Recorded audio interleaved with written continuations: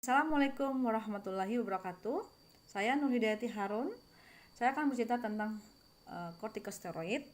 Jadi kortikosteroid ini bukanlah sebuah obat yang baru, tetapi obat yang sudah lama beredar di masyarakat, yang digunakan oleh dokter, kemudian diformulasi oleh farmasi dan diberikan kepada masyarakat yang memerlukan steroid sebagai antiinflamasi.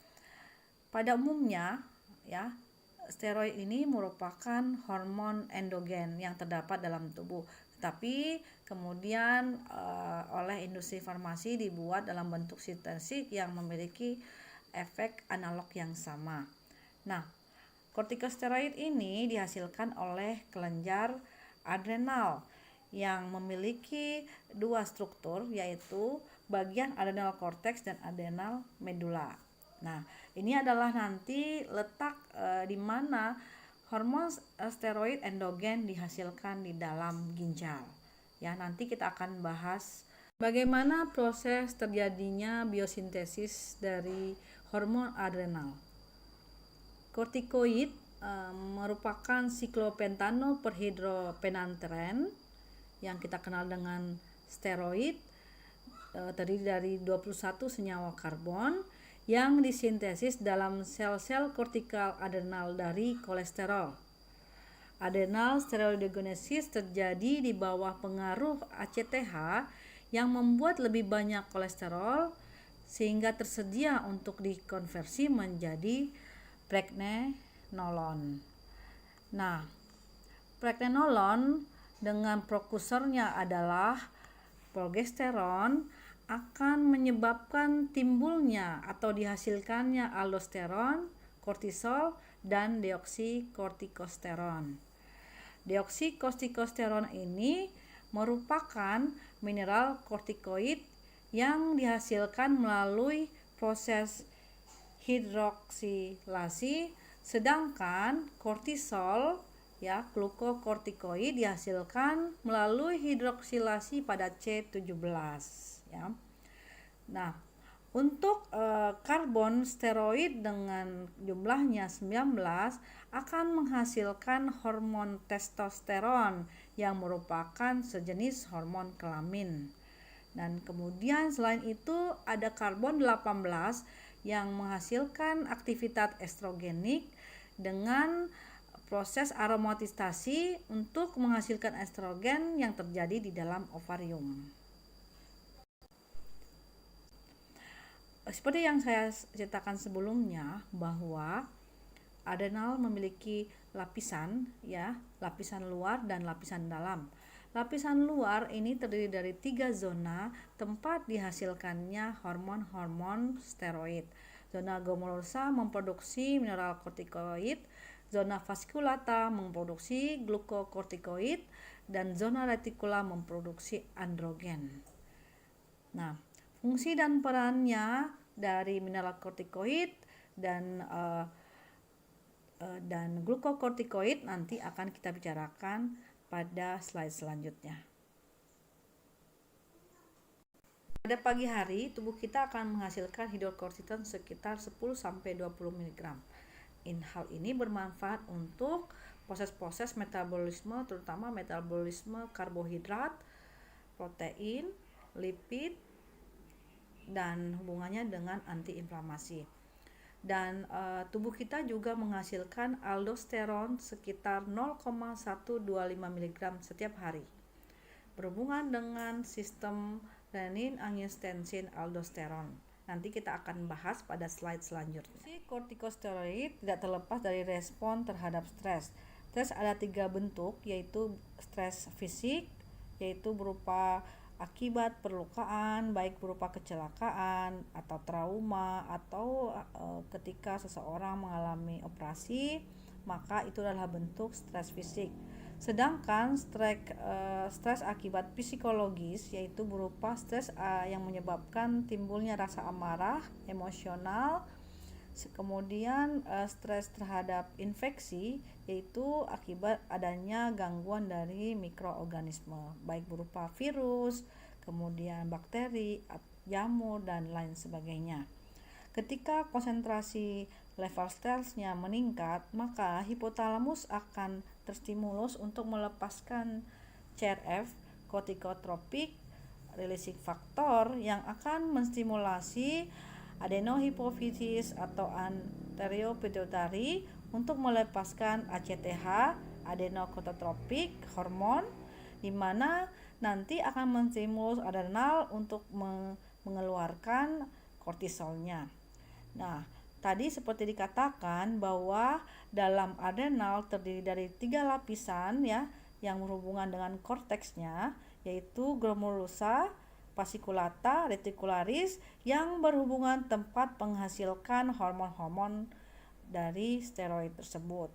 Glomerulosa tempat untuk menghasilkan aldosteron, fasciculata hidrokortison, dan reticularis adalah dehidropiandosteron. Untuk stres yang dalam jangka lebih pendek akan dihasilkan hormon steroid dari medula, sedangkan hormon-hormon yang dihasilkan di korteks akan menghasilkan penanganan untuk stres jangka panjang.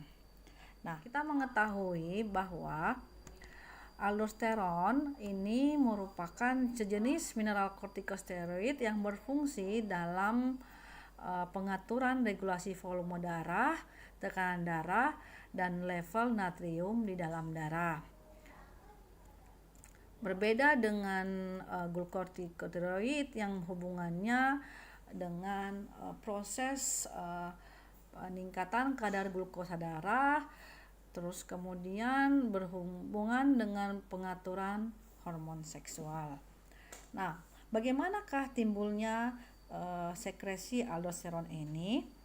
Aldosteron ini terjadi apabila tubuh kita mengalami dehidrasi, kemudian mengalami defisiensi dari natrium, atau juga ketika tubuh mengalami proses pendarahan. Nah, pada saat hemostasis tubuh terganggu, maka kemungkinan transport kebutuhan metabolik dalam tubuh juga akan terganggu.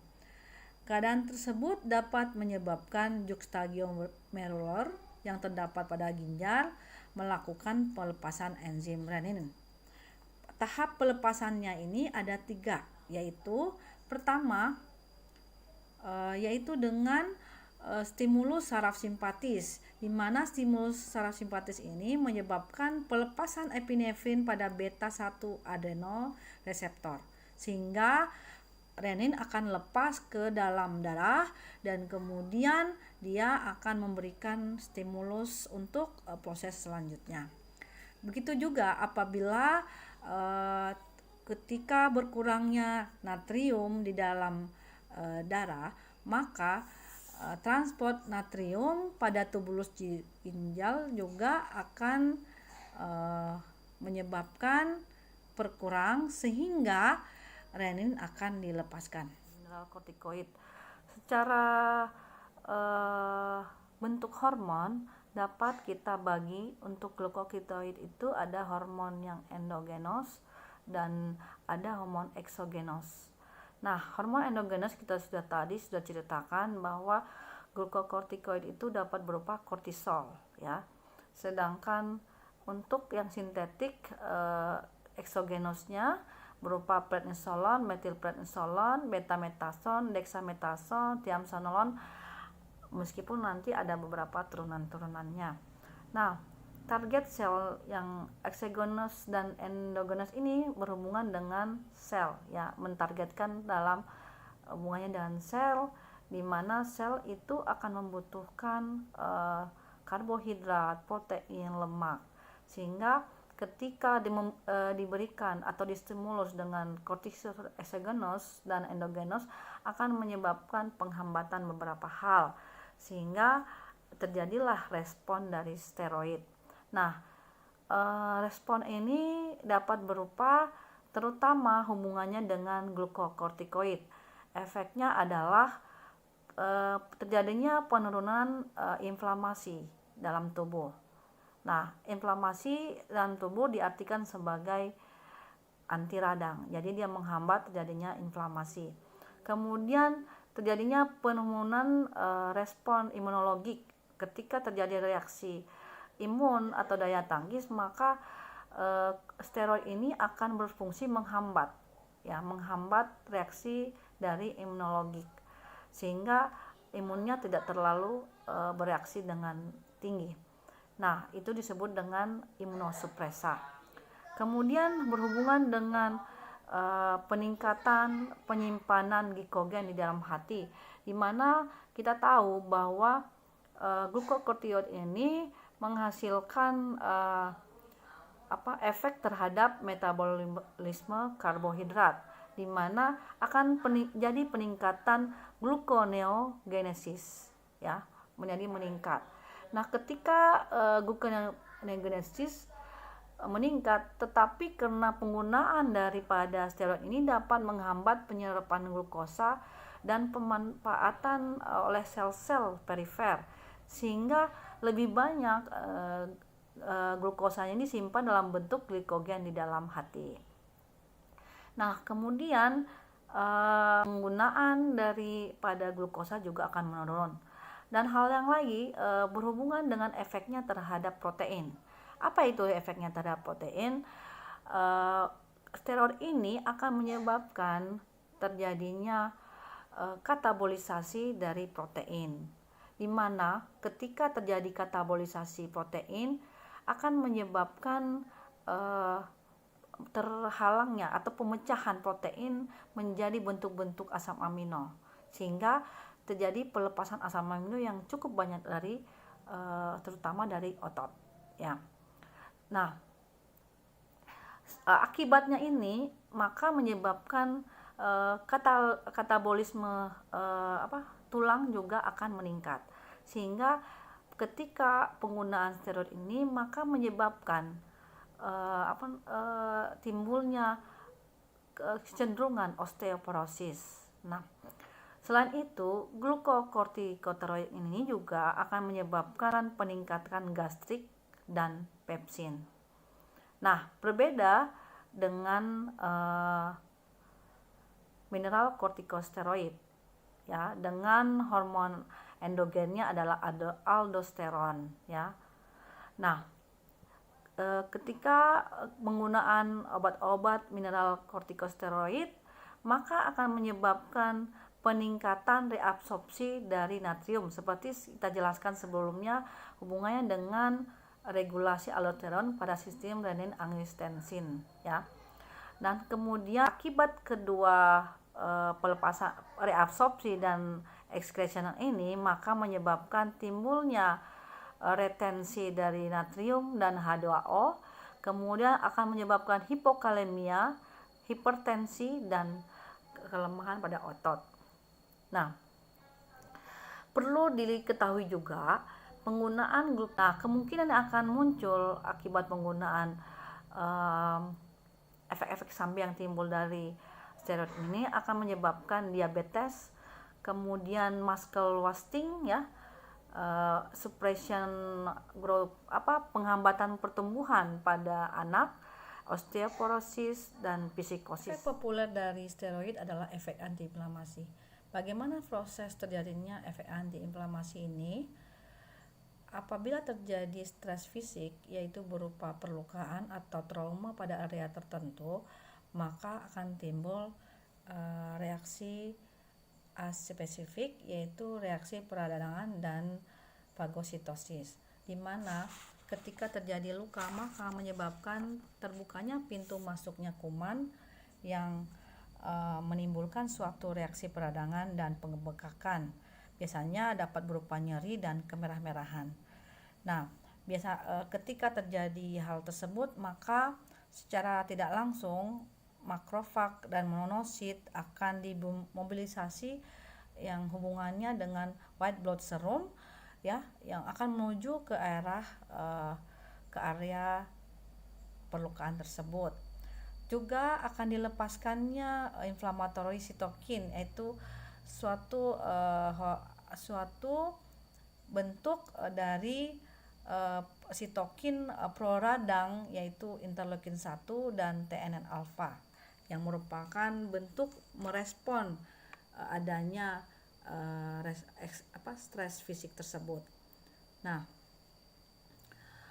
Pada sel, kortikosteroid juga bekerja menghambat membran fosfolipid dengan menghambat pembentukan asam arakidonik yang akan melakukan metabolisme membentuk prostaglandin dan leukotrienes, ya, dimana ketika dihambat maka formasi pembentukan prostaglandin dan leukotrienes akan menurun.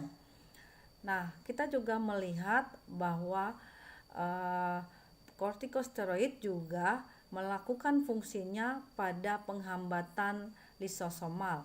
Lisosomal ini berhubungan dengan mempermudah pelepasan atau masuknya leukosit pada area terjadinya perlukaan, di mana ketika itu lisosom akan melepaskan inflammatory mediator yang berupa histamin.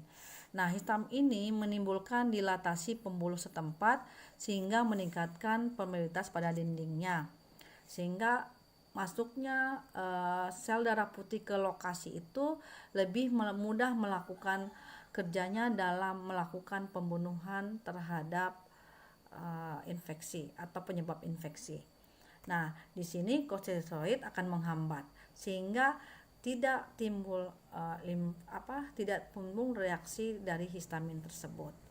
Nah, untuk itu kita sebagai seorang farmasis perlu untuk secara cerdik bagaimana cara menggunakan steroid ini. Di samping memiliki efek yang baik berupa sebagai antiinflamasi, tapi juga dia memiliki efek-efek yang lain seperti yang telah disebutkan